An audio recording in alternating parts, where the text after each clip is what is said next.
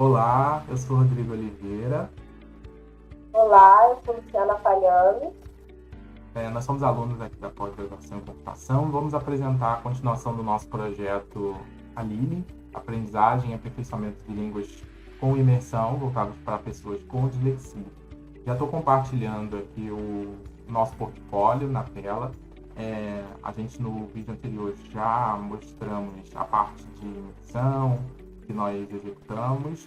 Agora a gente vai seguir com a parte do projeto relacionado à ideação e o protótipo, iniciando agora com a parte das personas. Nós descrevemos duas personas, elas foram classificadas, né, separadas de acordo com os critérios aí das características da dislexia. Eu, por exemplo, defini aí a persona do Paulo Barros, baseado assim, nas características que a gente encontrou dos usuários que nós encontramos dados no questionário nas entrevistas. Ele é uma pessoa que possui as características mais gerais da dislexia, né? Principalmente dificuldades tanto com a fala, com a escrita, na hora da leitura também, principalmente. E a gente descreveu ele como um comerciante, né, de uma rede de farmácias, e o cenário, o problema principal que ele enfrentava era ter aí uma leitura e interpretação a partir de um artigo sobre um determinado medicamento, e ele sempre se confundia, não conseguia encontrar a tradução correta a partir, por exemplo, do Google Tradutor, e ele embaralhava as letras, linhas. Isso tudo ocasionava muita frustração e muita dificuldade a ele, a ponto dele até, inclusive, se frustrar aí com a linguagem. A Luciana vai estar apresentando também a outra persona, né, que ela pôde estar definindo aí, a Tabata Souza. Então, pensando na persona Tabata, né, ela tem uma dislexia caracterizada pela disortografia, né, que é a dificuldade de escrever, que foi relatada em todas as entrevistas que fizemos com pessoas com dislexia. Então, colocamos a tarefa falar, tirar foto, e a função que também poderia ajudá-la muito, que seria a escrita, encontrada na tarefa praticar, que nós conseguimos. E o modelo de tarefa que fizemos foi baseado nessas pessoas, simulando o passo a passo como elas usariam o aplicativo livre, navegando pelas tarefas disponibilizadas. Nele, descrevemos todas as tarefas e a gente teve que decidir tarefas detalhadamente, obedecendo uma hierarquia. Aí agora o Rodrigo vai apresentar o propósito. Isso, aqui também no nosso portfólio, né, além de todas essas características já descritas que nós exemplificamos, a gente criou com base, tanto nas pessoas, nos cenários e as tarefas que nós mapeamos, esse protótipo. Já está aqui também no nosso portfólio, dentro aqui da ferramenta do Figma,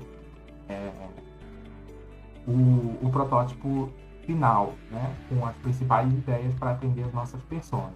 Ali ele começa com essa tela de início, com esse menu aqui apresentando as principais funções do aplicativo. O Luciano até já comentou: escrever, falar, tirar foto e praticar, que foram conceituadas, né, a partir do principal input que o usuário vai estar fornecendo, né? Ele está em busca de traduzir um texto, uma frase, uma palavra, e aí ele pode dar o input inicial a partir da escrita ou da fala, ou a partir de uma foto dessas palavras, e até mesmo praticar com exercícios todas essas habilidades.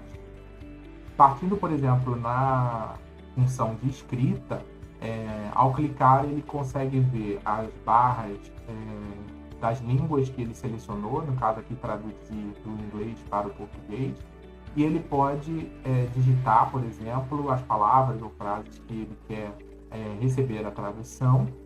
Nesse caso aqui ele digitou, por exemplo, a palavra island, e é possibilitado a ele, por exemplo, ouvir a pronúncia dessa palavra, tanto em português quanto em inglês.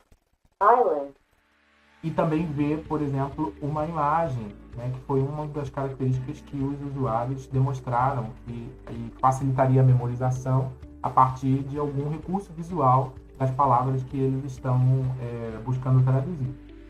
Os exemplos que essa palavra possui nas línguas português e inglês, e também sinônimos, tudo separado em telas diferentes para evitar que fique muitas informações numa tela única, o que é outra também dificuldade de usuários com dislexia possuírem aí em aplicações similares que estão atualmente no mercado. E a Luciana vai continuar também demonstrando aí as outras funcionalidades. Rodrigo, só você mostrou falar para... É verdade. Desculpe. Só que no falar é similar ao anterior, o início da função ele mostra a posição de um gravador de voz para que o usuário possa gravar uma palavra específica que ele busca traduzir, e aí é apresentado uma tela similar a de opção de escrita, onde ele também pode ouvir o áudio daquela palavra digitada, falada no caso, e também a visualização de imagens associadas a ela. Aqui são um exemplo do som para que vocês possam ver. Todas as telas têm a opção de voltar também, para que o usuário tenha a possibilidade de recorrer ao começo da página inicial do aplicativo, né, caso ele encontre algum problema.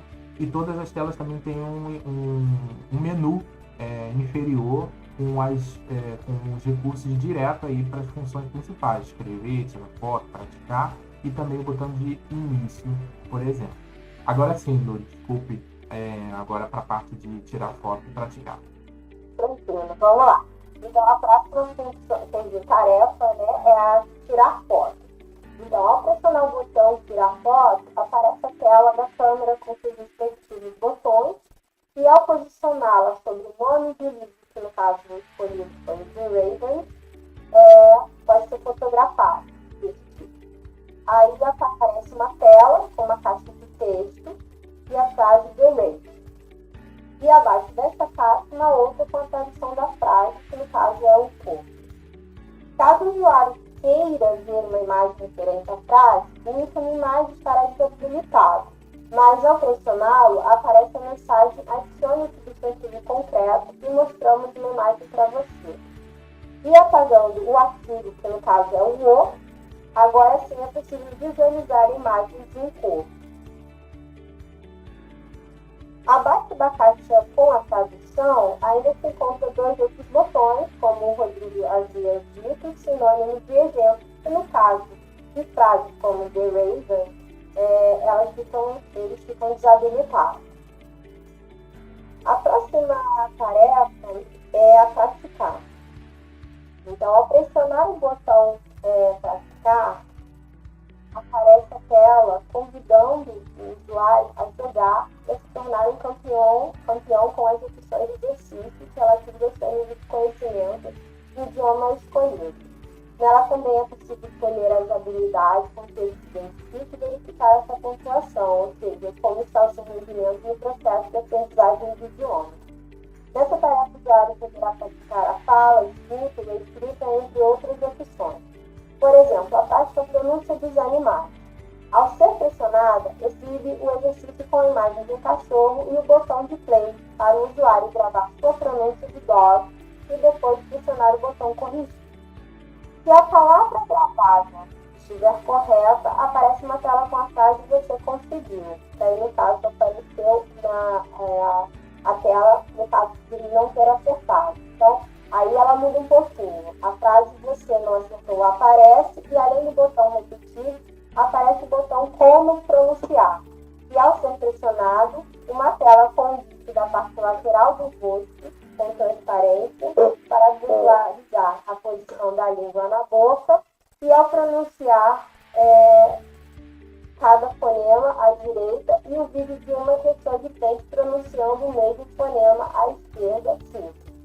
Abaixo dessa tela é exibida a explicação por escrito e é possível ouvir a pronúncia de cada fonema, como o Rodrigo está mostrando para vocês. Na parte superior à direita, aparece o ícone X para sair, quer dizer, para fechar e voltar para a tela do exercício, possibilitando a repetição da pronúncia de dog mais uma vez. E no caso dele acertar, aparece a tela com a frase que você conseguiu. vamos à sessão de perguntas e respostas, iniciando com o Rodrigo.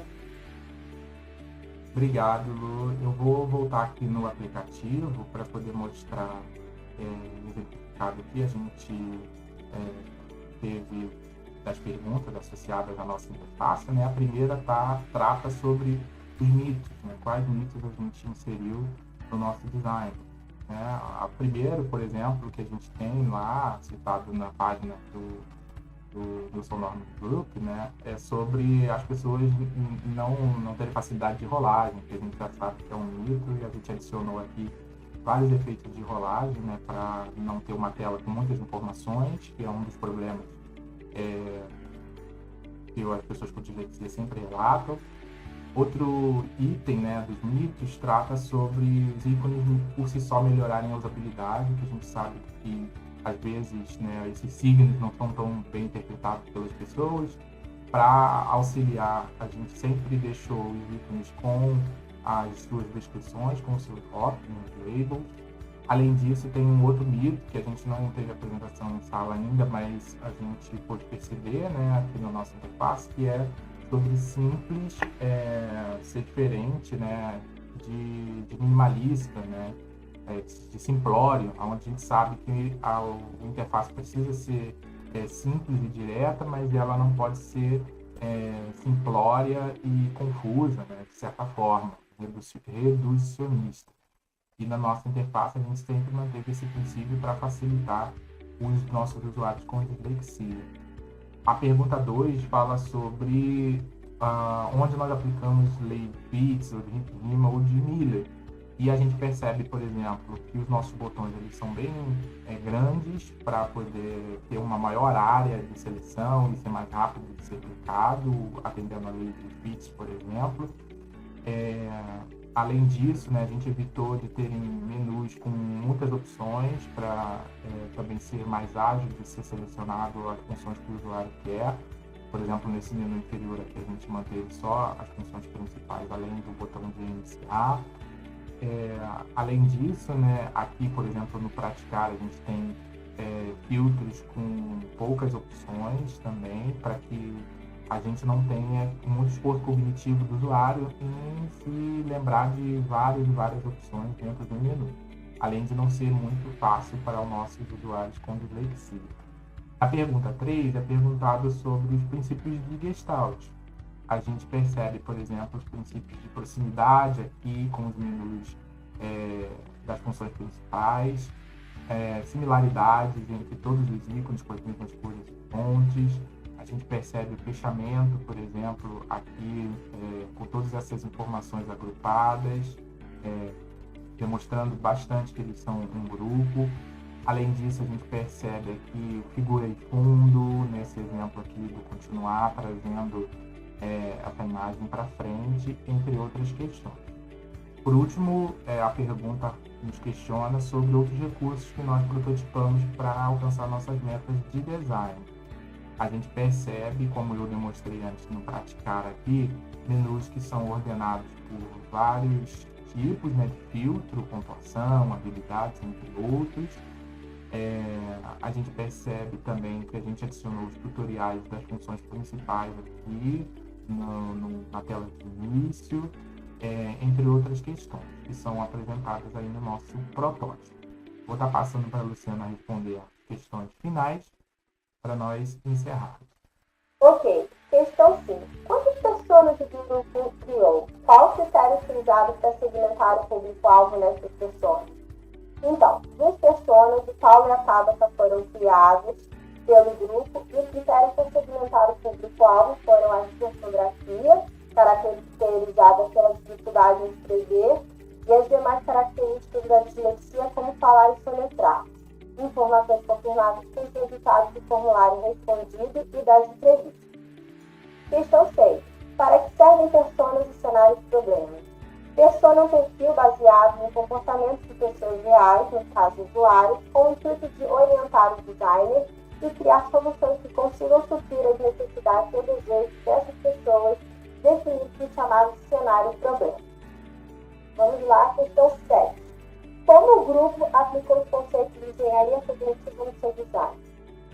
cada ação, tarefa, foi apresentada de forma objetiva, combinada com os elementos, barra inferior, botões e ícones autoexplicativos de interface para que a ideia de cada um fosse claramente entendida sem necessidade de consulta, ajuda ou de um tutorial tradicional diferente daquele sobre pronúncia, ou seja, com o intuito de não gerar dúvidas ou pelo menos evitá-las ao máximo no usuário e a partir dos insights que foram obtidos com as entrevistas feitas com pessoas disléxicas.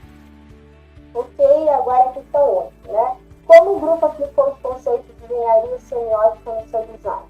Baseado nos insights obtidos nas entrevistas com pessoas com dislexia, foram utilizados na interface do Mini, seguindo estáticos em quase todas as telas, dinâmicos na tarefa praticar, por exemplo, pronúncia em que aparece a animação das ondas sonoras ao gravar uma palavra, ou frase abaixo do ícone do microfone, um GIF e um vídeo de como pronunciar um determinado fonema, e no caso dos signos metalinguísticos, frases autoexplicativas nos botões e ícones. Acho que finalizamos então, e obrigado pela atenção aí.